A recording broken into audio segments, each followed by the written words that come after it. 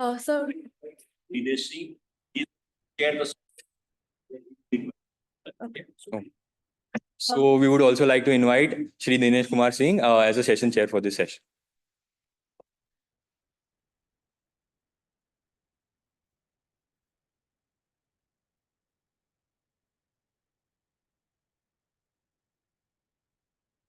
Good morning. Good morning.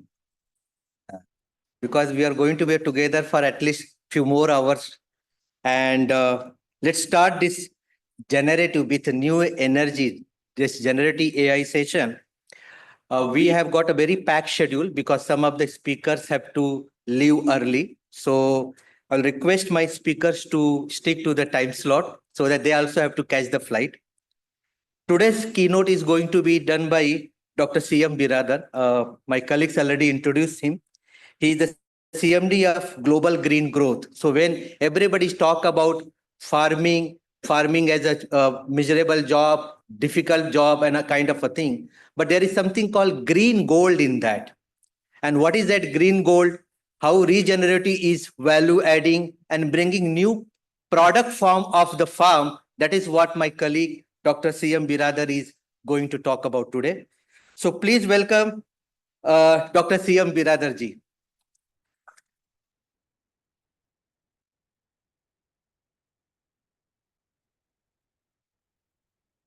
Over to you, sir.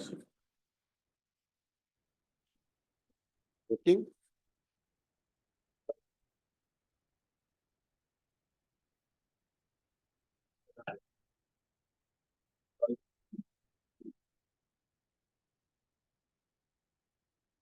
Okay. Yeah.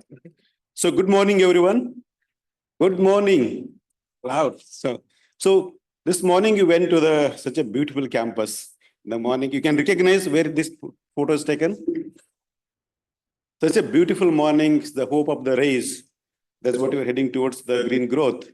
And first of all, thank you to the Ahmedabad University, Dr.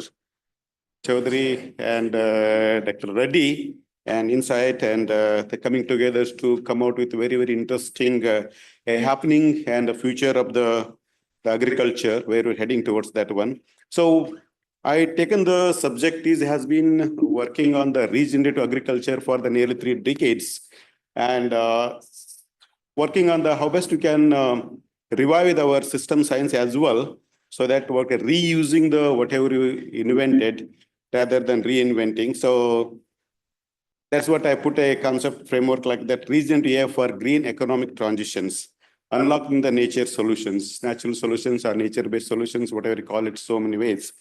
And why it's become so important nowadays. When looking to the framework of the context, what I'm going to speak today, and from the regenerative agriculture to agroecosystems to the challenges, green economy, we have evolved into the economic transitions in the last 50 years or so at the cost of the nature and natural resources. So but how best we can go to the next stage of the revolutions where we can restore the what we lost, that to the how best we can bring the benefit to the farmers, as the producers, consumers, and entire segment of the value chains, and where the future direction is there. So when I just ask him to generate some AI, it looks like this, right? So, but that is not really what I wanted. What we are heading towards is addressing the root causes so that we can address both the problem and symptoms together, what we call sustainable agriculture development framework in the vertical frame. So this is where we started into the global green growth and enabling the green economic transitions in India.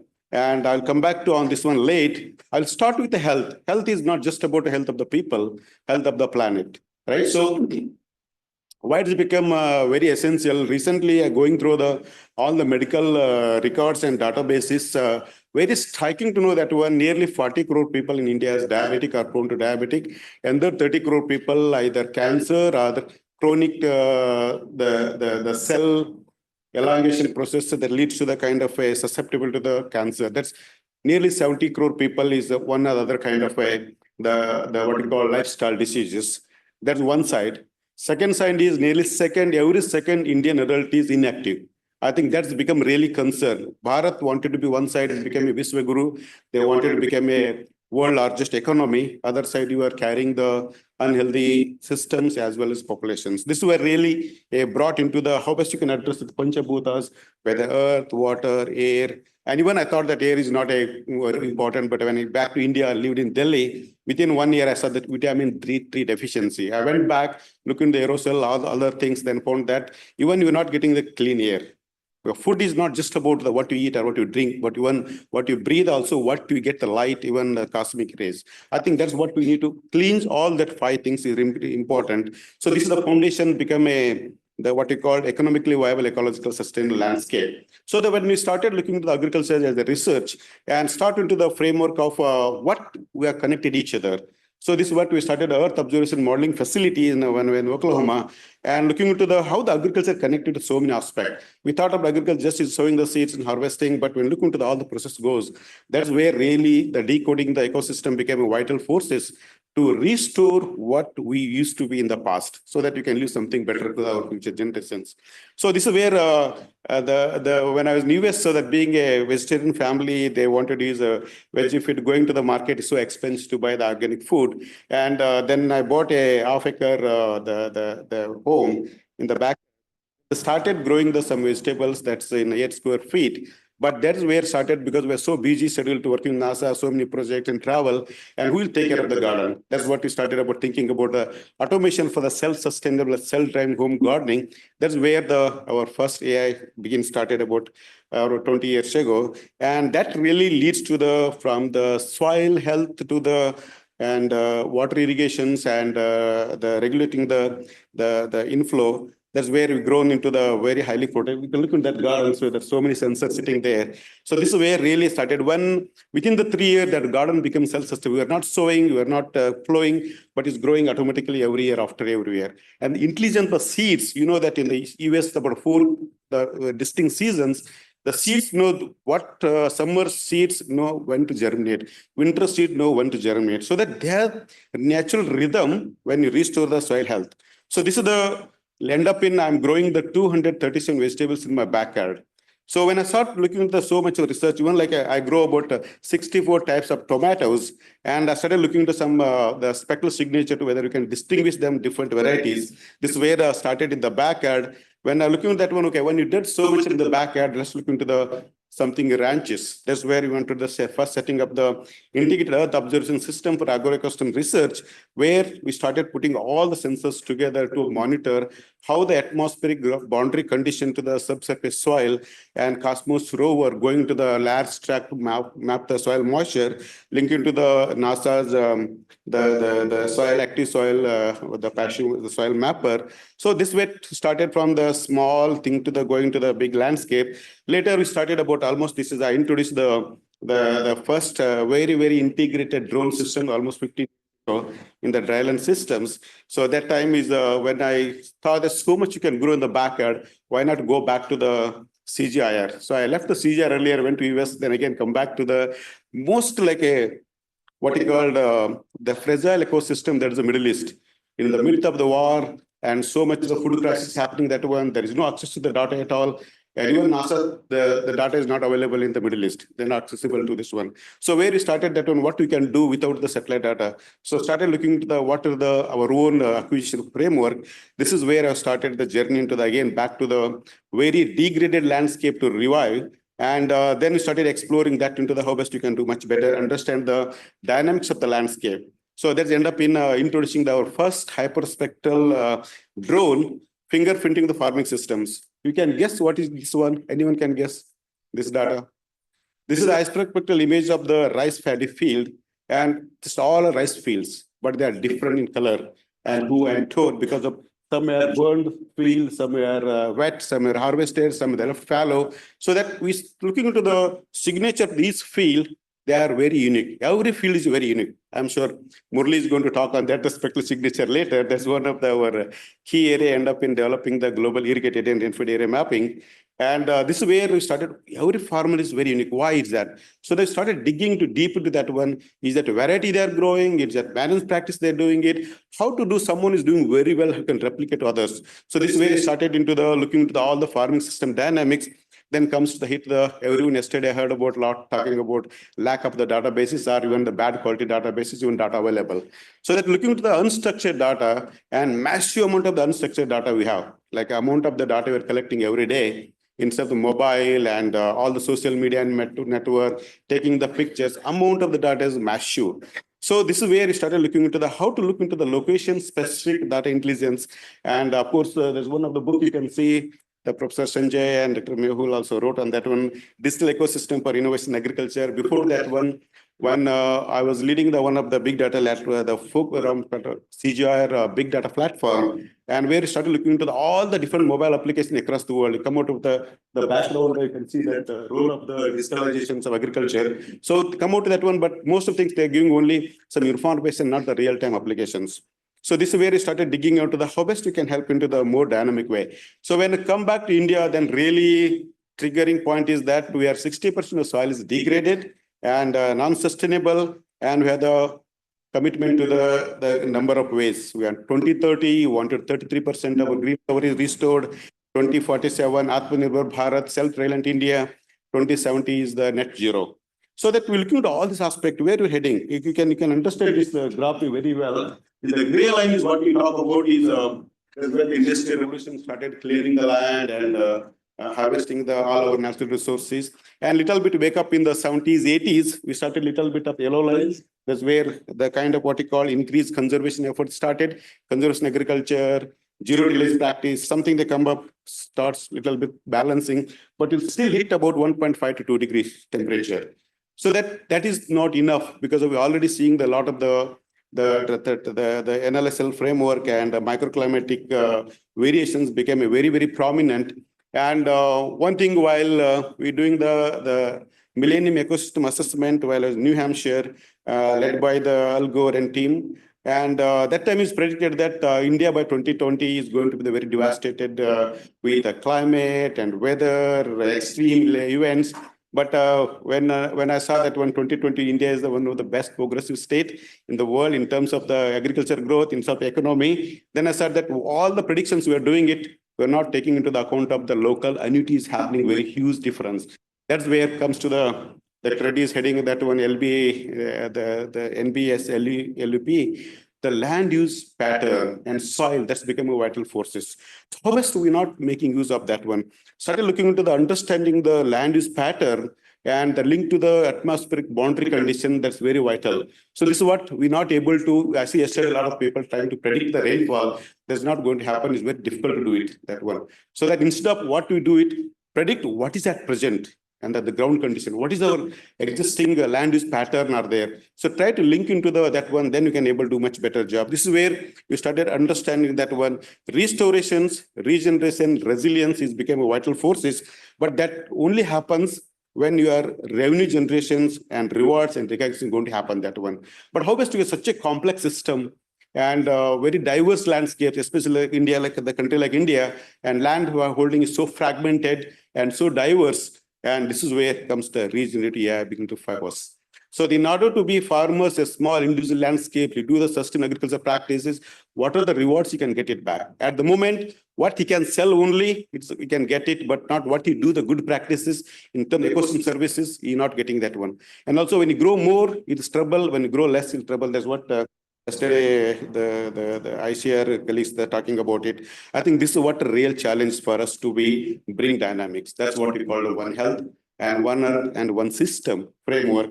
So that in looking into this the loop, one is you're talking about healthy soil in the center, and other one you're talking about the vegetation, permanent vegetations.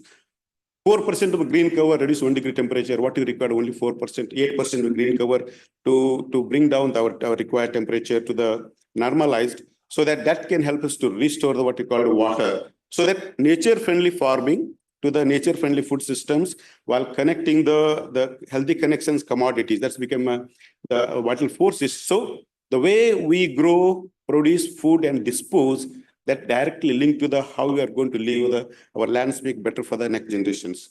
So this is where the focus will be that one. Then we start where we can do, where are those landscapes, where they require what's called low hanging fruits, where you can do the intervention first. So that started first coming to India, we started looking into the mapping the Indian landscape, what's called tree deficit or sustainable deficit landscape. We come out that really about 80% of the, 60% landscape is degraded in terms of the soil health. I'm sure Murali can talk on that one. So the mapping the soil organic, the carbon and amount of the till farming we are doing it, and also farm the tree deficits. So it's very clear that one, in order to shift the paradigm, we have to link the economic to ecology and what we call a context by options. We cannot do the blanket applications everywhere.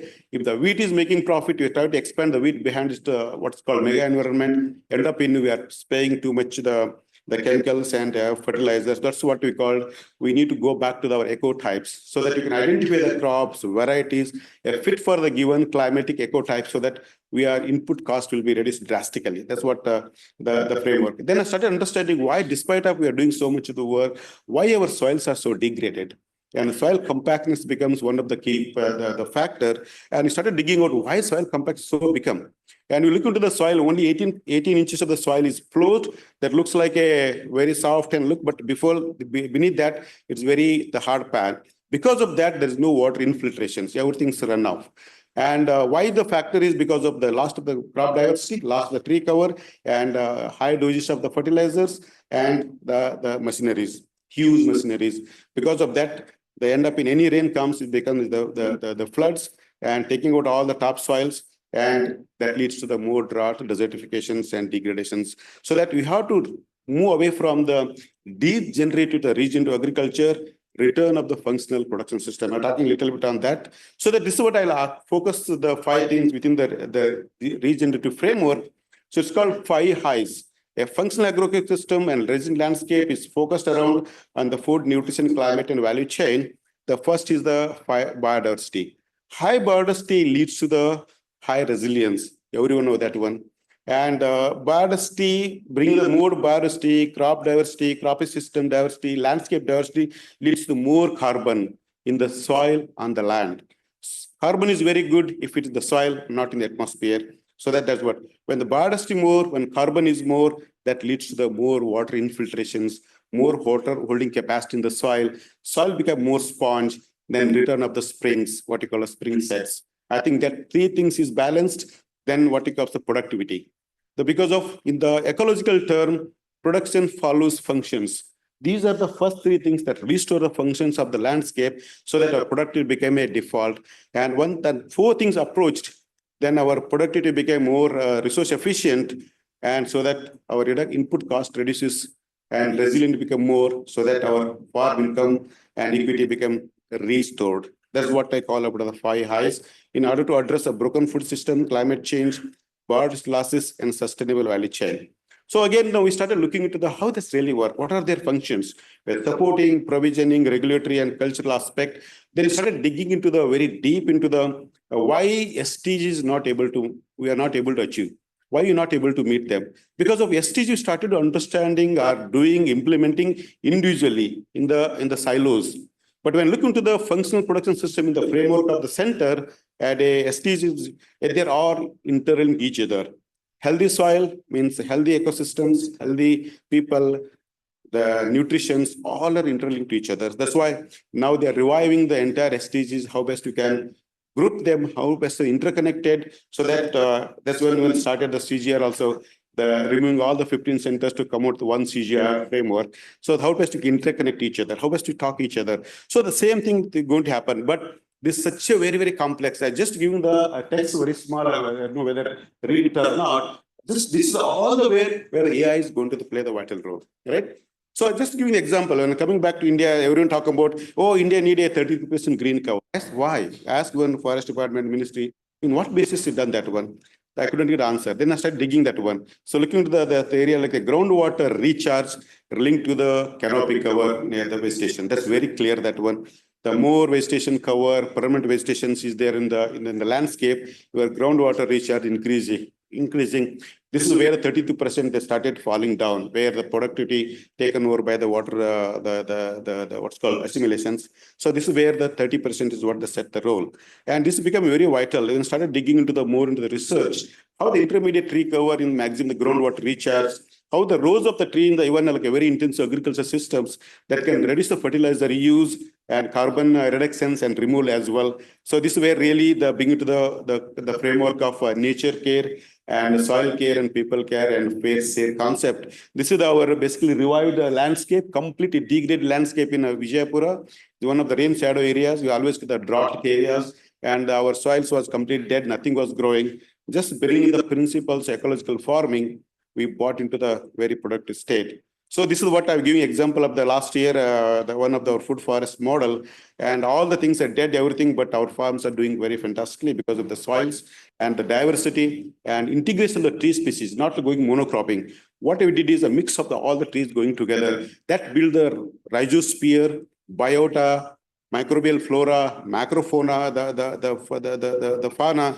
That really helps restoring our what's called mimicking the natural forest. You go to the forest, you're not doing anything. It's also healthy in the multi-level. So you go the monocropping, you grow only one layer of the crops, but you go the multi-story, multifunctional, what you call multi-layer farming. We are doing the same set of the land. We are doing the many layers of the food productions so that our total productivity much higher than the regular city. So I was running this one. So this is one example I'm giving how important it is of the ecological restorations and growing the trees around and restoring soil health. In the peak of the rainy seasons, the pond looking that one and water flowing very clear. That is the what we call sustainable indicators. When your farm heavy extreme event, you know that when either floods and followed by drought, prolonged drought and prolonged wet seasons. That's what happening now. And having the sustainable landscape restored, you're not worried about excess water or deficit water because landscape managed so well. So this is where the couple of the climate events I presented that one. A day at least 50% surface runoff became a subsurface flow. We reach the food, water, nature, and climate security for all. I think that is what we need to do that. How we can do that one? How the technologists do that? I took nearly about 30 years to understand the landscape pattern, how the crop, trees, and livestock interact each other. But how many people are aware of that one? We need technology to take this knowledge to all the people. So that in order to, in the last 30, 40 years, the agriculture focused only yield centric. In maximum the yield, maximum the profit at the cost of the nature and natural resources. So in that process, we forget the structure and functions. I talked earlier about that one. In order to maximum the productivity, and production became a follow the functions and services well become by default. We shouldn't be behind going back, but they become a default factor. This is where I can coming back. Diet diversity is one of the important factors. When healthy people population is there, only you can think about many things. So the gut biome, system health, livelihood, landscape diversity, diversity food, I think this all interconnect each other so that the more health per acre, we talk about that. That's what we need to restore the diversity. Coming back to the same framework we're talking about, you put into the component, yesterday you talk about integrated farming, fisheries, the communications and horticulture, agriculture. It's such a show complex systems. You look at the ICR. So Dr. Mahapatra might be they're talking a lot of this AI and a different sector, whether breeding to landscape to everything, so that how best they can integrate systems. But I wanted to think about ecological framework. This is how it looks like, right? You put into all the component differ, but make a landscape functional, everything taken care there. We taken care of diversity, we can take care of the land health, soil health, nutrition, ecological flow, everything will coming there. What I call a green growth. I think traditions in the transitions because of the agriculture in India evolved thousands of years ago without question of the sustainability, but last 50 years, 100 years, we worried about the sustainability. So this is what the fractal dimensions and fractal approach of adaptive transformation is very essential. And this is what we started working on the big data, analytical and citizen almost like a 15 years ago, that my old slide, my PhD, before PhD slide, also this slide, and started looking into the different dimensions, how that landscape level, we can do the big decisions, but we want to do something on the smart decision and the variety level of the decision level, how they interconnect each other, bottom up approach and the top to bottom approach, and started the reviewing into the different, the satellite remote sensing data. And a lot of the time we used to spend a lot on the processing and atmospheric gas in that time. Now we no need to require that because everything we can automatic processing. But what is required is understanding the data. So how the data and the regenerative AI or machine learning and come out with that different platform and different indicators of biophysical indicator, biospectral indicators, you can come out with the common things work for what you need to do it. I think that's what the real, what you call the insight into the data analytics. So that's where it started digital augmentation framework, so that all the different layers sitting there, if the farmers put his farm locations and what he can do, what is his land is worth of in terms of environmental security, in terms of water productivity, in terms of the yield gaps, in terms of the net income. I think that's what he started digging into the very precise geotagging and agrotagging. Everyone heard about the geotagging. That's the location of that particular entity is happening. Agrotagging, what is happening there in the field? I know the geotag of my farm, but what operations happening? That's what called agrotagging. I think these are the ontological framework is very, very important in order to address. Of course, region is going to have the lot of data coming into the online nowadays. That's what heavily is happening in the data analytical framework. But the applications is endless. Even like a bank is looking for a lending.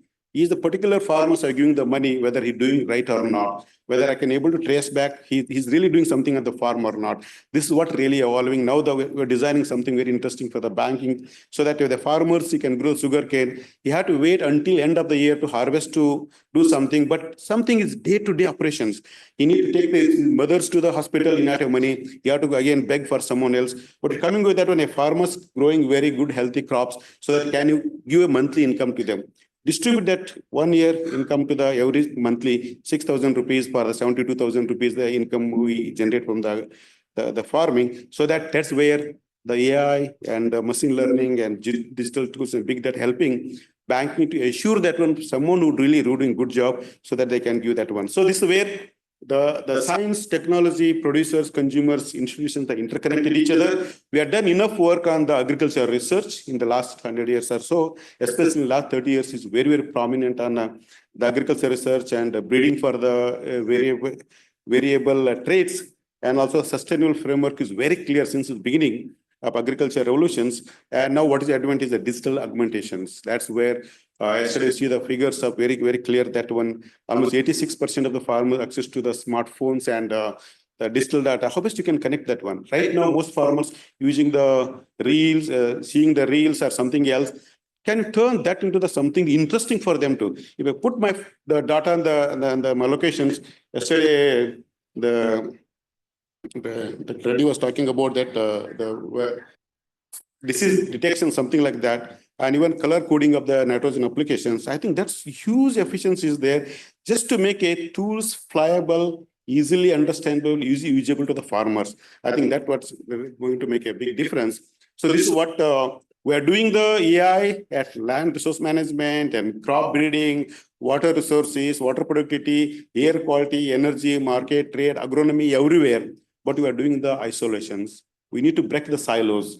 This is what we call using the quality data, real-time analytics, and region. We can bring the meta-analytics. That's what happening in the medical sciences. They think about medical earlier now, ankle specialist or ENT specialist, now thinking that whole body is one, you have to treat entire body framework. That's what we need to do in the agriculture side. That only possible when you connect the people, crops, animals, and trees in the framework of the meta-analysis. That's what the regenerative AI is going to play a vital role. So what is the regenerative AI? I'm sure like that, you already understood why I put that on very late.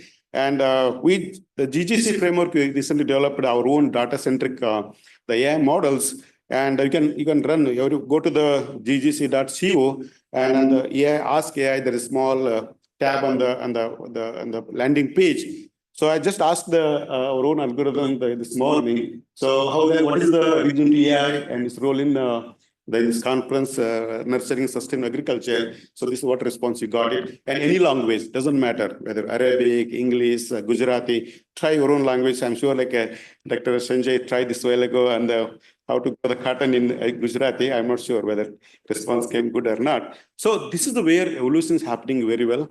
Take the same prompt, put into the Claudia, Gemini, Llama, number of other the AI tools. See the difference how that coming that one. So one is driven by the very accurate data, another is taken the public data. So much of the data quality issues is there. When I'm doing the carbon potential of the horticulture sector, I try the same prompt about across the 10 AI tools. The more or less carbon variation is too high. So that's show that the quality data, the access to that one. I think that's very, very important. So this is what Other things we did very interesting way to like I was working in agroforestry and agroecology framework. But does what we do is a very big talk. So we talk about either 100 years more predictions, what are going to happen, but not able to tell what's really going to happen tomorrow or day after tomorrow. So same thing happening with the food productions and the food security and number of other things to talk about. But in order to just giving how the nuclear fission went the machine learning and started doing in the computers, they showed so much of the resources. Rather than going to the run up cuts to do the Pokhran testing, but now they do everything to the computerized so that you can reducing really 90% the testing. Same thing agriculture. When it comes to the long-term agriculture like agroforestry, forest sector, it's not like that within 3 months I'm going to see a result. We have to wait for 15 years or something like that. Then we started coming out what's called a farm tree framework to develop that one very systematically to planning what crops fit for my farm, what combination of the crop, trees, livestock, what is the input cost, what is the different parameter can get it, and all 123 parameters we can done in one go. And this is what required in order to design something, what the Gujarat required for agroforest innovations or something interventions, or something like a very dry area, very climate resilient the area, so that we need to bring all the eco-centric design of the cropping systems. I'm sure NVES LLP did amazing work on that, the crop suitabilities. But how many people are using that data? So that we can make that data interoperable, build APIs so that all the tools people are using it, they can access that one. I just given the example, the L here. So maize is taking the quite expansion happening there in India. When I come and traveling across the different lands, I saw maize is going everywhere.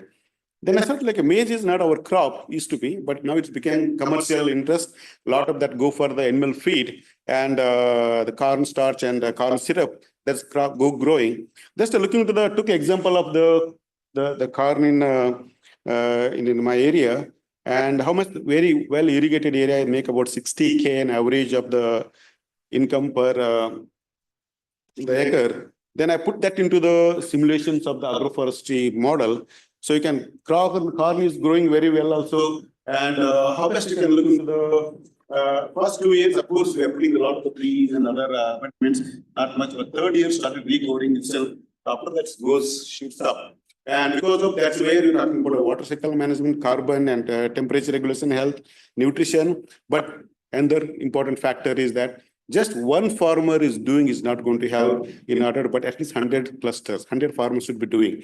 Why it's become when it comes to the regulating the managing the resources, aggregating and segregating the produces and the market, so that we need a minimum 100 acres of the cluster, 100 farmers comes to do that one. That's what really required what you call a cluster-based the approach. And then looking to we took about all the India's top crops that makes about 80% of the agriculture. That is the wheat, rice, cotton, sorghum, sugarcane, maize, and millets. And I just looking to those different parameters. What are they're making a difference? How that the intensity in terms of the target? So just I'm giving the few quick the framework. So input cost, if you go to monoculture to the agroecosystems, of course, a little bit some extra cost initially, and yield. So the tons per hectare, the monocrop to the agroecosystems, sometimes they are more stable, not much in the initial stages. And but looking into the total revenue, that's where it increases because of where input cost is going down. There's one side, but other ecological parameters. Looking at that one, the water losses, how much is the monocropping system and agroecosystem approach, so that nearly half of the water savings happens. That is most critical for us as well. And soil erosion, so that how much of the soil erosions we are reducing, shifting to that one, and amount of carbon sequestered at the farming systems level, and then biodiversity increased. I think these are the parameters really required to design a crop specific to the locations, specific to market, and trade and international trade. I'm talking about our the European the importer from the India. They're telling that we are not even able to meet 5% of their import requirement because of we're not able to meet the minimum residue level, MRLs, what we call it, because of too much residues. So shifting to this kind of systems, our produces in the international market increase our demand. That's what sustainability. So that cost of the transitions, we have to look into that one. How much is going to, we can shifting from the monocropping because of we are well equipped machineries, equipment, labor to do the same crop every year. But coming to multi-cropping, intercropping, relay cropping, they need a little bit of the capacity building, how that cost of the, so that kind of parameter can calculate. And this is where we require very, very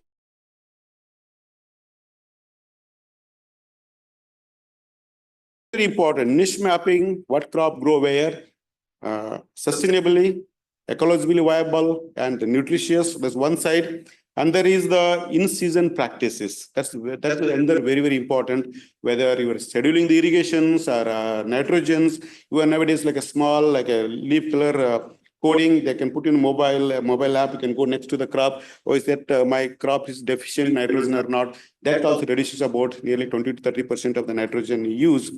And like that, pest monitoring, everything. So we are doing just right now, Dr. Mahapatra was telling that we are doing the blanket application, everything. Within the farm, so much variability is there, but you're not accounting that. So that's very important. Then comes post-harvesting.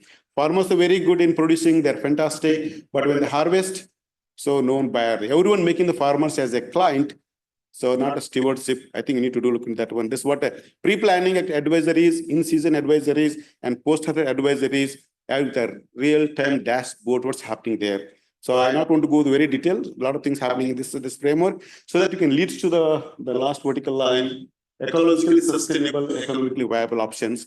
And of course, I not want to talk much on this one. There's a lot of the tools available, and make it your Vanamotsava even the documented. And now my student in the Stanford and also in Harvard, one more working on that. The mapping the individual trees in the farming systems. This one from the Rajasthan, so accurately is coming up, and how best we can use this one for the carbon accounting and carbon sequestrations, and also the old trees, because of we're lost in the last 10 years, nearly 50 millions of the old trees. Old trees is the germplasm for the survived over hundreds of years, and losing them, we're losing the best germplasm. I think need to protect that one. Then looking at the real-time mapping, how can do those different areas, and just focusing here the quantification of the soil health indicators. Where are those erosion happening? That one, how best you can low-hanging fruits. You can do the different farming practices from that to the carbon sequestration individual farm level, and then you can use those to design what we call a farm-specific applications. Here I'm giving that one. What is the estimation yield gap in my farm? Right, click on that one. You do the two crops and showing that one, the fruit crops and the field crops. Bottom one is available organic matter. That is what required within the farm. Even small farm, half acre and half acre, we see the variabilities. But think about a very large scale farming, how best you can go to do that. So this is where all these different tools and going to help. And this is what we design for the Central Asia for mapping the crop variabilities, understand the productivity, losses and income, and where the gain happening in the farming system, where the loss happening. In the look at the last, the real-time mapping at the individual farm level, and understand the variability in the yield, where are those indicators showing that we are losing happening, where gain happening. And this is where then you started zooming to that particular gain or losses. Then you see again, there's a new horizon of the things happened. Same sweat of the land, one farmer having the high yield and there is low yield. Then you start understanding that one because of the variety they're using, the farm practices they're using, irrigation practice they're using, staggered planting, early harvesting, late harvesting, early season crops. So all that changes into this one. They start looking into the consulting the high yield farmers, what they're doing. Then you're talking how best you can transfer the technology. So next is the neighbor. Then within the farm also, there's a lot of variabilities there. So try to understand this one. Then we did this one for entire the Iraq basin. And this is just like when you look into the grain yield, and the distributions of the different yield, the histogram of the different yield, and that is the current situations.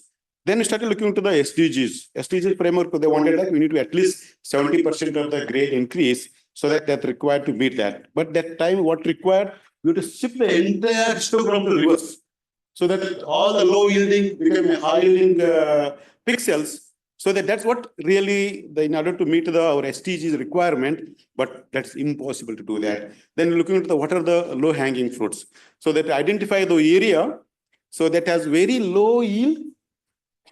Looking at the second column. So can you bring this from that low yield to the 0.5 to the 1.5? So target that area first. We can introduce the wheat variety there. So that's really leads to the 5% gain. But if you do the general practices, you not do this one, that take at least 20, 30 years to do that. But identifying the low hanging area that brings the yield increase. But what actually we want to do some intervention of the agronomic practices, varieties, identifying the locations. This is what we could achieve.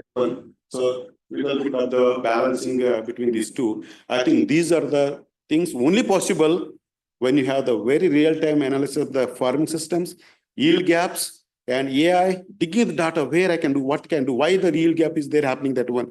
This is end up in generating very interesting agriculture, productivity, and what now popularly called life cycle assessment. I think everyone know how to do that one. Integration is the innovations. We have to bring all the different sectors together, reducing the vulnerabilities, sustainable intensifications, and measuring the impact. That's also very, very important. Sorry. Do we have time or about to finish?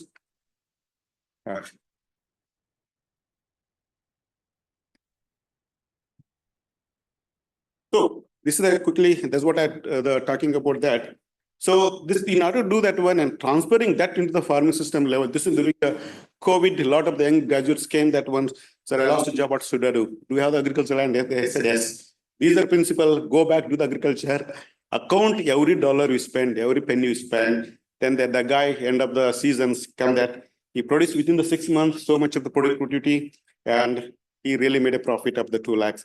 Then he left the job and became permanent agriculture. That is what required. A evidence-based rural movement is very, very essential. When I go to villages, so I used to talk like walk in the farm, talk with the farmers, what they can do with, and that's what really required. This is a big movement we started into the. So that's a video. What I did is basically assemble about 700-800 farmers in my villages. What they're supposed to do, what they really need to do it, how to bring the livestock and trees back in the farming system. That was the moment we started. So roadmap is very clear. So system level green economic transition required to do it in the grassroots level for the global change. Enough research, demand, innovations are there. What required the outreach, context, diffusion of the technology, and measuring impact. So that really money. We had recently Science magazine, you heard about that one, how much money is there. Massive amount. I was addressing the 120 CEOs, what they can do. So it's amazing that all the CEOs they're either one of the other, they're suffering from the health crisis. And I said that what do you do with money? If you not have health, your enmity is not there with you. Spend that money to the agriculture and natural resources so that you survive, you make others survive, and society survive. Then only our generations will be better for this. Just looking to the 10 million, the moving to the sustainable food systems could bring 10 trillion benefits a year. That's in terms of the ratio. Investing 2.7 trillion brings about return of the 10 trillion. I think 1:3. $1 investment brings the $3 investment. And just an example, take a 1 grain, it produces 1,000 grains. Is there any investment possible in any banking sector anywhere? It's not possible. So only agriculture. So why invest in the region to agriculture? Is very clear, growing with a recognizable renewable energy, nourishment, carbon neutral, net zero. We need to achieve that one, well-being. Agroecosystem approach can return 8 to 13 times more. This is based on all the research augmented in the last 30 years. So that the conventional systems, we are in minus, a little bit of interventions, investment at CGR level, about $10 per, and do something little bit of more in landscape restorations, bring 30, but account about the value money for the ecosystems and water, biodiversity, it brings about 50 times. This is what required. It's very clear. Then when looking to this one, the framework, that's the reasons I started it one global green growth, why it's most important in the present context. And every industry, we're manufacturing from the small pin to the steel industry to the agriculture, everywhere has become very, very essential. This is what just the testing this morning, what the Regenerative in different languages. And now the AI-driven market integration, that's one of the most important because we lack of information market, where farmers sell, where the high, where the low. I'm sure the TCS is doing some of the work on that aspect as well. So that local supply demand matching factor is very important to avoid the inflations are growing, overgrowing, underproducing something else. Product segregation aggregations and P2P farmer to consumer platform and real-time market insights, quality control, logistics. This is what our next coming AI, you can go and check that one. So that's what the global green growth become very essential, that one. These are the quick objectives and what co-creation is required. Anything you do it, we do in the community, in the context of the people, not like isolation cannot do that one. What I call that 3G for 10 Cs, that's community practices, co-cultivation, cooperation, co-conservation, creation. Of course, the go on the website is all the information is there. In order to vision this, going to my slide, last slide, and when looking to the Eat Lancet Commission report, this is what our food plate should be. 50% of our food plate should be have half of the plate should have fresh vegetables and fruits and everything. Other half you can eat whatever junk food. It's whatever you eat, only rice or cereal, but 50% should be that one. But we are not. You are just eating less than 10%. And by 2030, that is 30% population eating at least 30% of fruits and vegetables and their daily diets. They are from the sustainable the production systems. In order to do that one, we need a common enabling factor, knowledge segmentation, return on investment. That's what we call 3 factors. And that reaches the 50-50 vision. At least half of the plate should be coming from sustainable practices. That's what you're going to achieve. Thank you so much.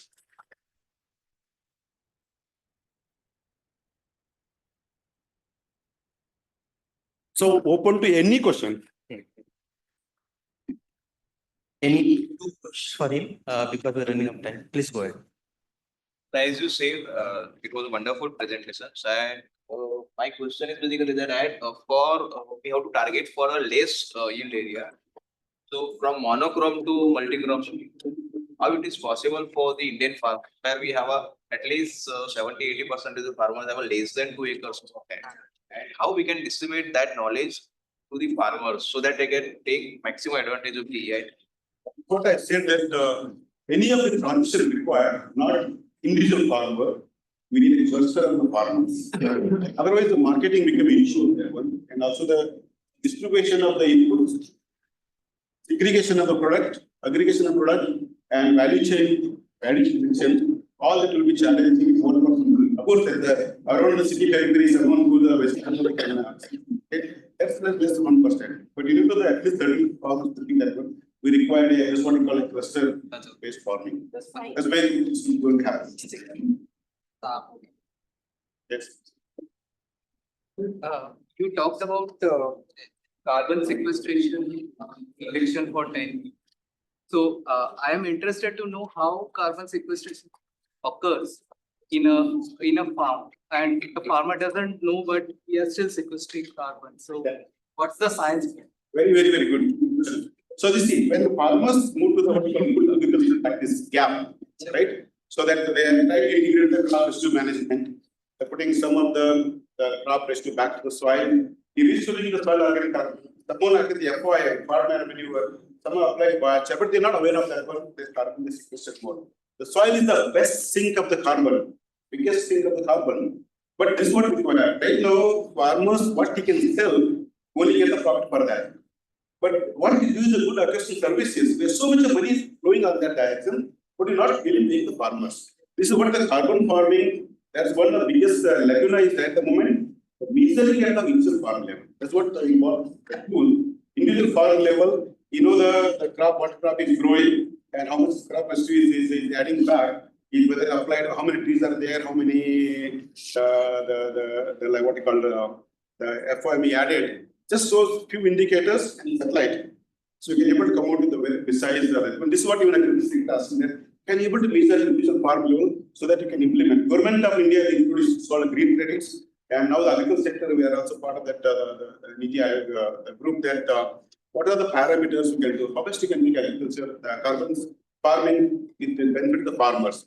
That's slowly evolving. That's what even my mentor Dr. Latan Lal so the proposed the Prime Minister as well when he was in US about last year, telling about that if the 1% carbon sequester can farmer get 5,000 rupees as a additional income. 2%, like I give a lot of the mechanism to increase that. Like a rose of the tree around the farm, we can sequester about a 10 of the carbon. So same thing, yeah, This has multiple advantages actually. definitely, definitely. Huge number What for your required is a very innovative tools, measure those things so that you can give the benefit. quantification is also possible. Yeah, of course. That's what tools are evolving very rapidly because the farmers know the data very well. He went to the farm, he took the picture of the ground and share that data. When just giving the vertical photo on that one, photo on that one, how much the ground cover is there, vegetation versus the bare land. That itself is a lot of data for us to be understand the carbon mechanism there. There's a lot of opportunity for. Can we take it? Lots. We can, we're already running 16 minutes late, you know, and other sessions to get. It's a wonderful session, Chandrasekhar ji. I mean, the one key thing